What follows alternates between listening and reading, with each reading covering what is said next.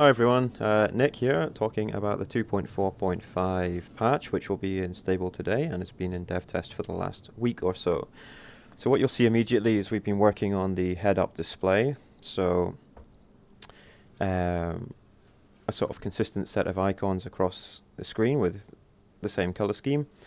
If we go into the options, we're going to find that we can change the font size, change the size of the HUD lines of information, and also change the buttons. So if we go back now, we'll see that the buttons are larger, the text is larger, and the lines of data are larger. So we can customize that as we like. Put those back to the defaults. So that's the first thing. The second thing is that if we go into the inventory, we'll see that we've got icons for the different blocks, which is quite cool. So that's looking a lot more visually exciting and easier to understand what you're selecting. This whole inventory has been kind of rejigged so that it also scales with the preferred font size and things like that as well. So there should be a bit more available space there for you if you set your font size correctly. Now, the next thing I wanted to talk about is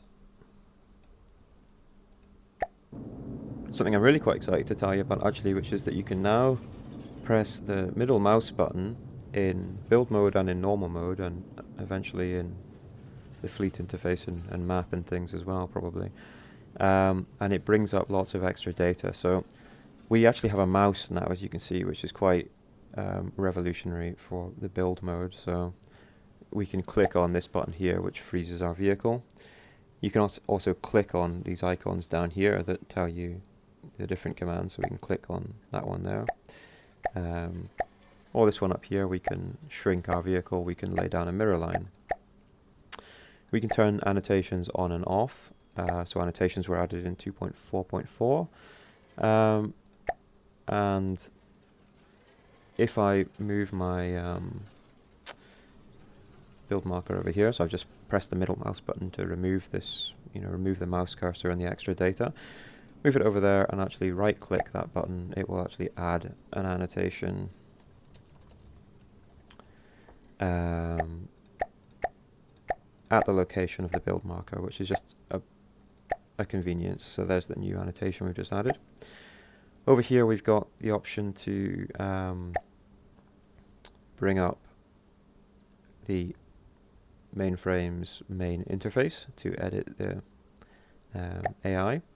And if we right click that, I've actually just bound that to be bringing up the roll and pitch PID controllers, because personally I find that quite useful when fixing up the craft. Over here we've got the different building views that we can select between now, so rather than having to press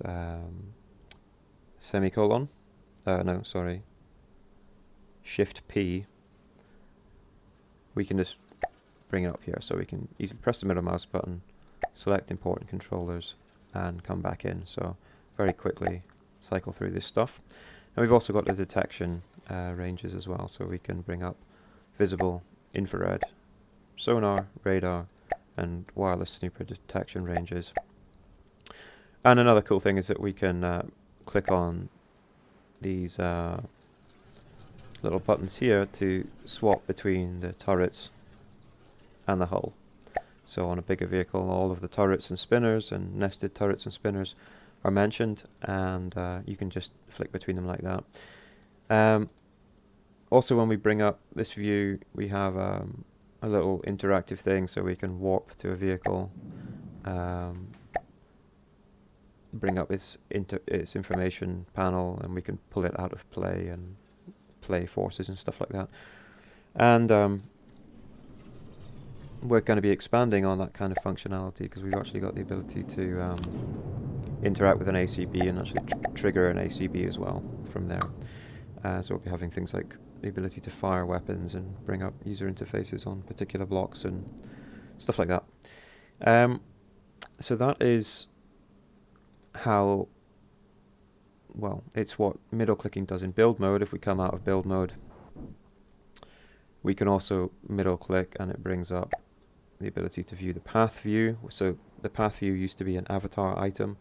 It's no longer an avatar item. It's just available from the HUD by middle clicking, selecting the option. Resource view is accessible there. Again, we've got options to warp and play and things like that. We can pause the game from here. We can enable and disable repairs from the avatar. Enter build mode, and also if I spawn in an enemy, I'll just turn his weapons off. The detection view stuff is also available now in here. So I've activated the viewing lines there, and then I can choose to view by mousing over a target the detection ranges in the different wavebands as well. So let's get some. Alright, that icon needs to be updated. That actually shows the equipment that's equipped on the vehicle. So I need to do that. Now from here you can also click your items to select them if you want, rather than pressing keys. I've added this mouse icon that shows you what things are going to do and what your left mouse button, right mouse button and middle mouse button do. And you can change weapon slot as well. So all of the HUD elements that look like they should be clickable are clickable now.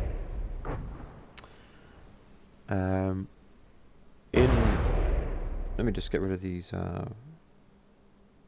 enemy. In the build mode, I've kind of listed copy and paste as two options, so you can control C to copy, or you can control V to paste. And I've also added the ability to actually, you can right click these things now and they will actually disappear away if you're familiar with the key and you don't need to be reminded every day.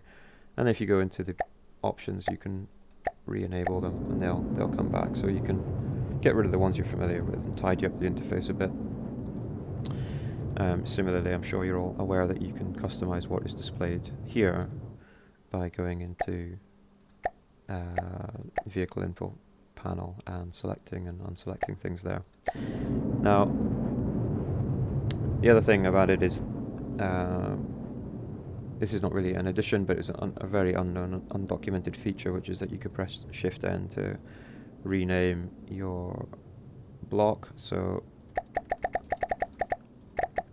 we can give that a funky name, and then we'll see on this tooltip, it's now telling us the paint color that it's painted with, which is a new thing as well.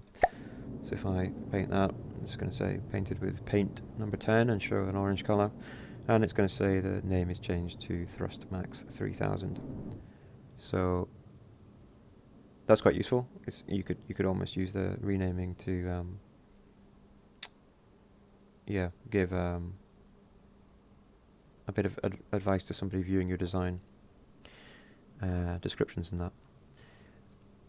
Now the next thing I want to talk about is the breadboard. So the breadboard has had some updates in this patch.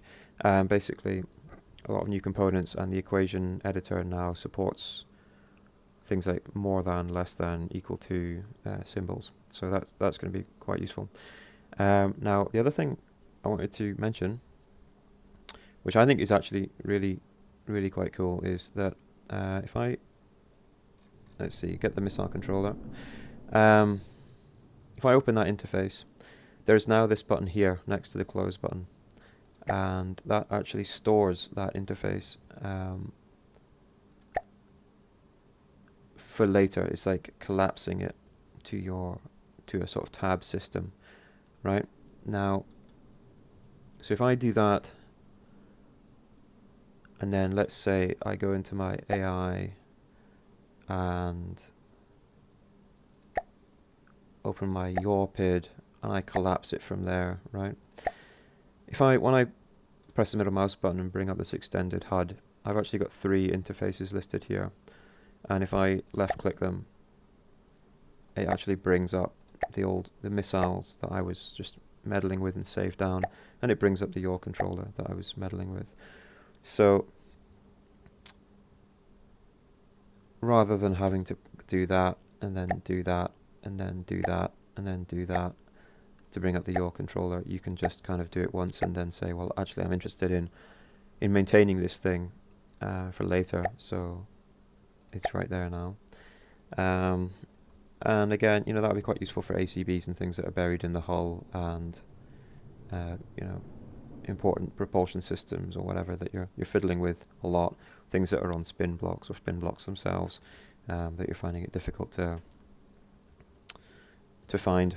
So they'll be there inside and outside of build mode, so I can bring up the yaw controller, bring up the missile editor, and that's going to work with pretty much, I think, every interface actually is currently supporting that, so even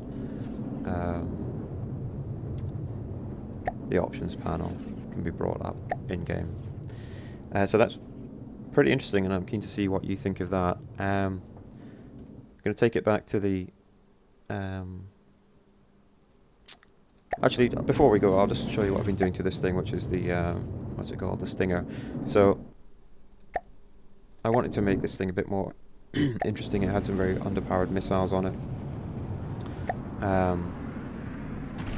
It's now a kind of torpedo bomber, but the torpedoes are just pure high explosive warheads that are just shot out, and its ability to actually use those and hit the target, he says, there we go, relies on a couple of things. So first, I've set the firing constraints. Now that's a bit interesting because I've set it relative to the parent construct, which in this case it's the turret, so that when the turret turns, as long as the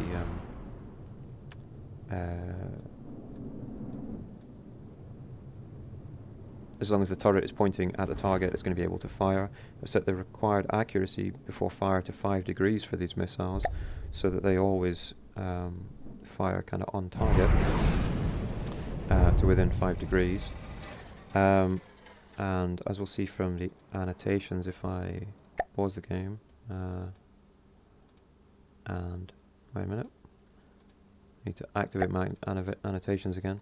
So the magnet bombs launch at 300 meters, and a short-range thruster will basically carry them about 300 meters without fuel. The 5-degree inaccuracy is tolerated, which means they kind of usually hit, and the AI engages above 750 meters, and I've chosen that range so that it has time to acquire a good lock on the target before it fires the missiles. So if I view my detection stuff, we can see that when we're flying away from it, we have got very poor accuracies, and when we're flying towards it, our accuracy is like 5 meters. So by the time we get close enough to consider firing our torpedoes, or bombs, or whatever you would call them, we're on target. And then the short-range thruster basically has run out of steam approximately the right time, and then there's a magnet in there that's going to kick in and take the bombs onto target, and they're quite damaging. So that's quite an effective little weapon, and a bit more interesting than just another set of fragmentation missiles. Just let this do one more run. And the other key to this is keeping the yaw under control using the pitch. Using the PID, so that the turrets can handle keeping the missile at the right elevation, and the vehicle itself handles aiming in the sort of azimuth direction, so that the missiles are always fired at the target. There's a visible camera to make sure we get a good lock when we're heading towards it. Keep an eye on it when it's behind us. And that's it. So that's the new sort of Stinger version 1, and that's in game in 2.4.5. Going to head back to the main menu and go through the patch notes. So lots of new stuff added for the breadboard, different operators basically, some new inputs.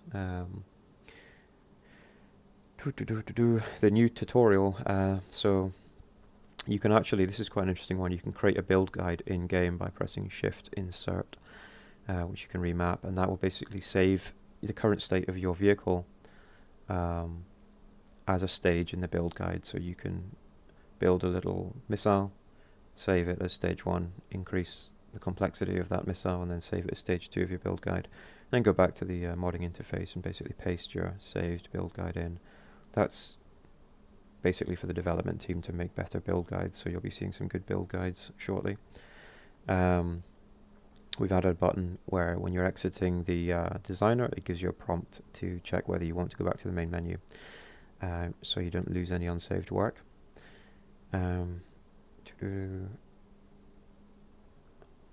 We have updated the basic controls tutorial. Now that's actually now in a pretty good state, and we're going to be going through a lot more of the tutorials, updating them as time goes on, hopefully sooner rather than later.